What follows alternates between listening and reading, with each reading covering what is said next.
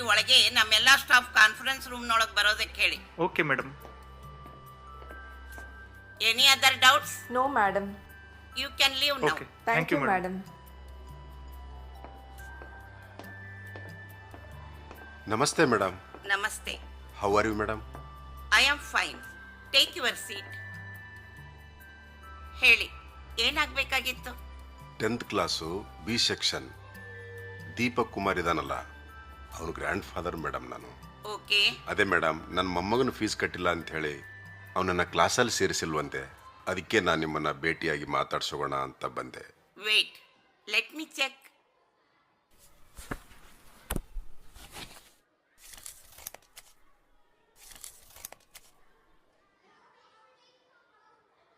ದೀಪಕ್ ಕುಮಾರ್?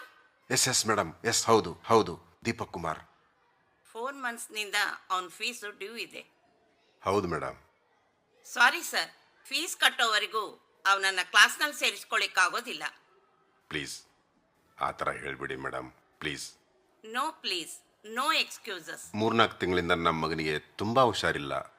ನಮ್ಮ ಬರೋ ಪೇಮೆಂಟ್ ಎಲ್ಲ ಆಸ್ಪತ್ರೆಗೆ ಖರ್ಚಾಗ್ತಾ ಇದೆ madam. Is that my problem? Fees ಸರಿಯಾಗಿ ಕಟ್ಟೋಕ್ಕಾಗಲಿಲ್ಲ ಅಂದ್ರೆ ಯಾಕೆ ಸರ್ ಪ್ರೈವೇಟ್ ಸ್ಕೂಲಿಗೆ ಹಾಕ್ತೀರಾ? ನಿಮ್ಮ ಯೋಗ್ಯತೆಗೆ ತಕ್ಕೋ ಹಾಗೆ ಯಾವ್ದಾದ್ರು ಗೌರ್ಮೆಂಟ್ ಸ್ಕೂಲಿಗೆ ಹಾಕ್ಬೇಕು. ನಾವಿಲ್ಲಿ ಸಮಾಜ ಸೇವೆ ಮಾಡೋದಿಕ್ಕೆ ಸ್ಕೂಲ್ ಕಟ್ಟಿಲ್ಲ ಅಲ್ವಾ? ಪೆಂಡಿಂಗ್ ಫೀಸ್ ಕಟ್ಟಲಿಲ್ಲ ಅಂತಂದ್ರೆ ಅವನನ್ನ ಇನ್ನ ಸ್ಕೂಲ್ನಿಂದ ತೆಗೆದು ಹಾಕ್ತೀವಿ. No emotional blackmail please. ನೀವಿನ್ ಹೋಗ್ಬೋದು. ನೆಕ್ಸ್ಟ್ ಟೈಮ್ ಬರಬೇಕಾದ್ರೆ ಪೆಂಡಿಂಗ್ ಫೀಸ್ ತಗೊಂಡೇ ಬನ್ನಿ. ಇನ್ನೊಂದೆರಡು ತಿಂಗಳು ಅವಕಾಶ ಕೊಡಿ madam, please madam, please. No no no, please go now. ಅರೆ, ಇವತ್ತು DC ಅವ್ರ ವಿಸಿಟ್ ಇದೆ ನಮ್ಮ ಸ್ಕೂಲಿಗೆ. ಸುಮ್ನೆ ಡ್ರಾಮಾ ಕ್ರಿಯೇಟ್ ಮಾಡಬೇಡಿ. ಹೋಗಿ ಹೋಗಿ ನೀವು. ನಮ್ ಕಷ್ಟ ಅರ್ಥ ಮಾಡ್ಕೊಳ್ಳಿ. ಒಂದ್ಸಲ ಹೇಳಿದ್ರೆ ಅರ್ಥ ಆಗಲ್ವಾ? ಹಾ ಮೇಡಮ್, ಇವರನ್ನ ಹೊರಗೆ ಕರ್ಕೊಂಡು ಹೋಗಿ. ಬನ್ನಿ ಸರ್, ಪ್ಲೀಸ್ ಪ್ಲೀಸ್ ಬನ್ನಿ ಸರ್. ಬಿಡಪ್ಪ ಸರ್, ಬಿಡಪ್ಪ.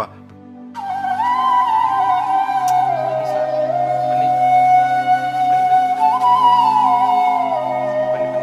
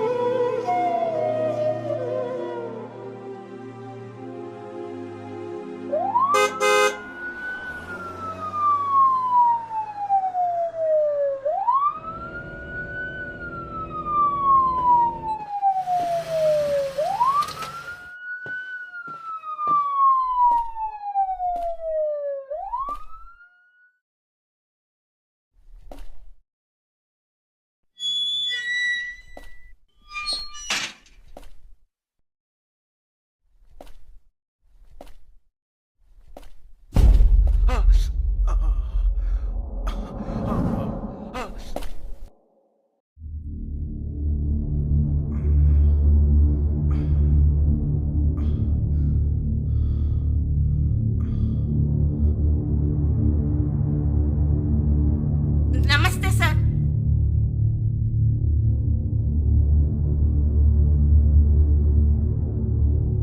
Excuse me.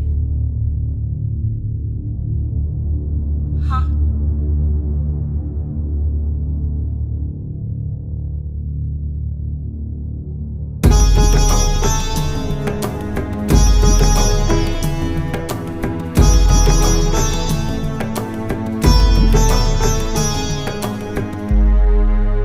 ನಮಸ್ಕಾರ ಸರ್.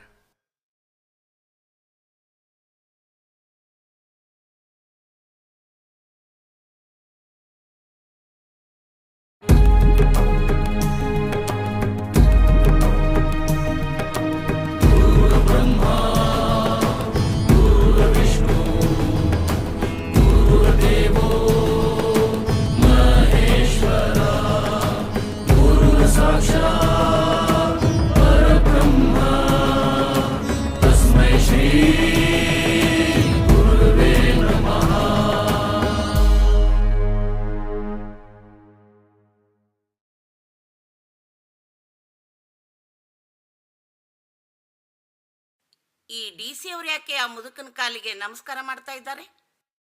ಸರ್, ಗುರುತು ಸಿಗ್ತಾ ನಾನು ಯಾರಿದ್ದೀನಿ ಅಂತ? ನಾನು ನಿಮ್ಮ ಸ್ಟೂಡೆಂಟ್ ಸರ್.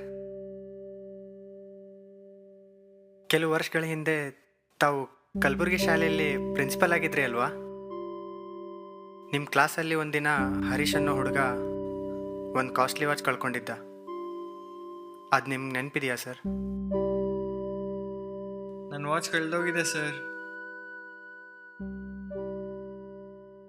ಆ ವಾಚು ಆ ದಿವಸ ಕದ್ದಿದ್ದು ನಾನೇ ಸರ್.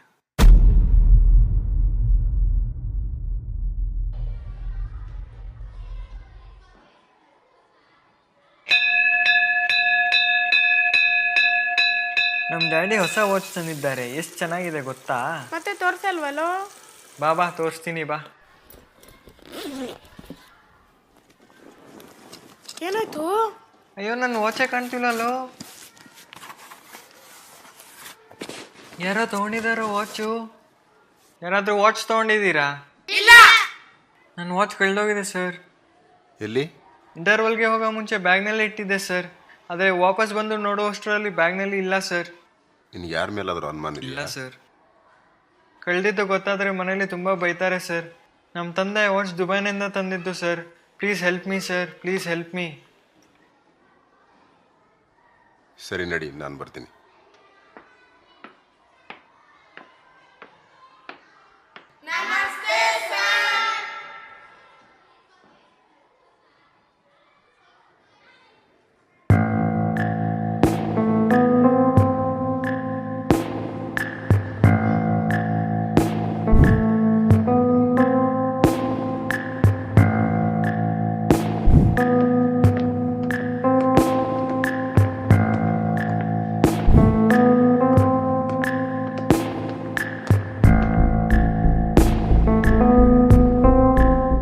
ಇಲ್ಲಿ ನೋಡೋ, ಈ ಬ್ಲ್ಯಾಕ್ ಪಟ್ಟಿನ ಎಲ್ರಿಗೂ ಒಂದೊಂದು ಕೊಡು.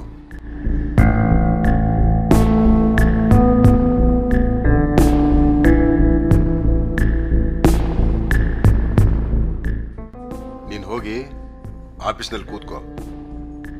Okay sir. ನೀವೆಲ್ಲರೂ ಬಂದು ಲೈನಲ್ಲಿ ನಿಂತ್ಕೊಳ್ಳಿ, ಒಂದು ಸಾಲಲ್ಲಿ ನಿಂತ್ಕೊಳ್ಳಿ.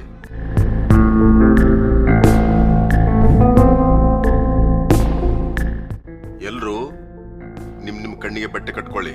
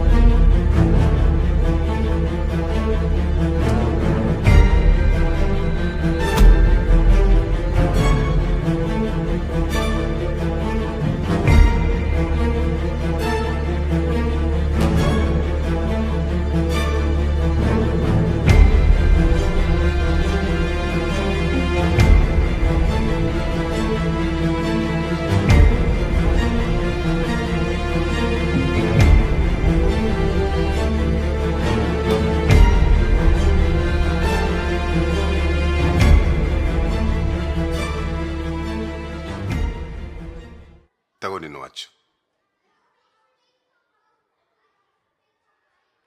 Thank you sir, thank you very much. ಯಾರು ಸರ್ ಕದ್ದಿದ್ದು? ವಾಚ್ ಮುಖ್ಯನಾ, ಯಾರು ಕದ್ದಿದ್ದು ಅಂತ ಮುಖ್ಯನಾ? Watch sir. ಸರಿ, ನೀ ಹೋಗೀಗ.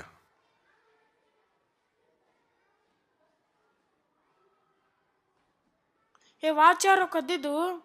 ಗೊತ್ತಿಲ್ಲ ಕಣ ಸರ್, ಯಾರ ಹೆಸರು ಹೇಳಿಲ್ಲ.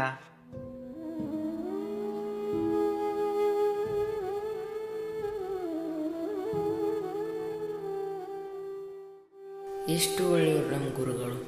ತಮ್ಮ ಸ್ಟೂಡೆಂಟ್ ಮರ್ಯಾದೆ ಹಾಳು ಮಾಡಬಾರ್ದು ಅಂತ ವಾಚ್ ಕದ್ದಿದ್ದು ನಾನೇ ಅಂತ ಯಾರಿಗೂ ಹೇಳಿಲ್ಲ. ಅವತ್ತೇ ನಾನು ಡಿಸೈಡ್ ಮಾಡಿದೆ ಸರ್, ನಾನು ಮಾಡಿದ ತಪ್ಪನ್ನು ತಿದ್ಕೊಂಡು ಇನ್ನು ಮುಂದೆ ಚೆನ್ನಾಗಿ ಓದ್ತೀನಿ, ಒಳ್ಳೆ ವ್ಯಕ್ತಿಯಾಗಿ ಬೆಳಿತೀನಿ, ನನ್ನ ಗುರುಗಳು ಮೆಚ್ಚುವ ಒಳ್ಳೆ ವಿದ್ಯಾರ್ಥಿ ಆಗ್ತೀನಿ ಅಂತ. ಆವತ್ತಿಂದಾನೇ ಹಗಲು ರಾತ್ರಿ ಕಷ್ಟಪಟ್ಟು ಓದೋದಕ್ಕೆ ಶುರು ಮಾಡಿದೆ ಸರ್. ಕಾಲೇಜ್ ಮುಗಿದ ಮೇಲೆ IAS ಎಕ್ಸಾಮ್ ಬರೆದೆ. ಎಕ್ಸಾಮ್ನಲ್ಲಿ ಒಳ್ಳೆ ರ್ಯಾಂಕಿಂಗ್ ಕೂಡ ಬಂದೆ ಸರ್. ಈಗ ದೇವ್ರ ದಯದಿಂದ ಹಾಗೂ ನಿಮ್ಮ ಆಶೀರ್ವಾದದಿಂದ ಈ ಡಿಸ್ಟಿಕ್ಗೆ ಡಿಸ್ಟಿಕ್ ಕಮಿಷನರ್ ಆಗಿ ನೇಮಕ ಆಗಿದ್ದೀನಿ.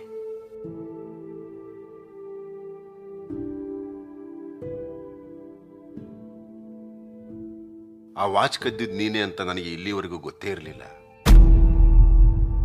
ಅಂದರೆ ಸರ್? ಚಿಕ್ಕ ವಯಸ್ಸಿನಲ್ಲಿ ಎಲ್ಲರೂ ತಪ್ಪು ಮಾಡ್ತಾರೆ. ಅದೇ ತಪ್ಪನ್ನ ನಾವು ಅವರನ್ನ ಅವಮಾನ ಆಗೋ ಥರ ಬಿಂಬಿಸಿದಾಗ ಆ ನೋವು ಅವರ ಮನಸ್ಸಿನಲ್ಲಿ ಗಾಢವಾಗಿ ಮೂಡುತ್ತೆ.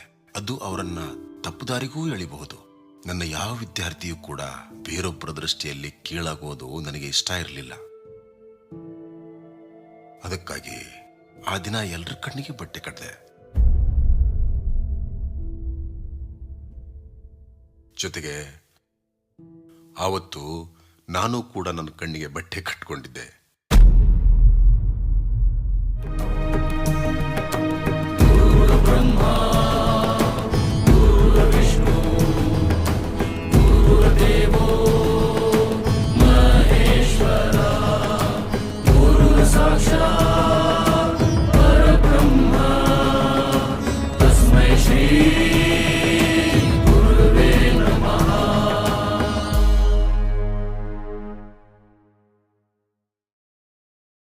ವಾಚ್ ಸಿಕ್ಕ ಮೇಲೆ ಚೆಕ್ ಮಾಡೋದನ್ನ ಅರ್ಧಕ್ಕೆ ನಿಲ್ಲಿಸಿದ್ರೆ ಹಿಂದೆ ಮುಂದೆ ಇರೋರಿಗೆ ವಾಚ್ ಕದ್ದಿದ್ದು ಯಾರು ಅಂತ ಗೊತ್ತಾಗುತ್ತೆ ಅಂತ ಅವತ್ತು ಎಲ್ಲರನ್ನೂ ಚೆಕ್ ಮಾಡಿದೆ.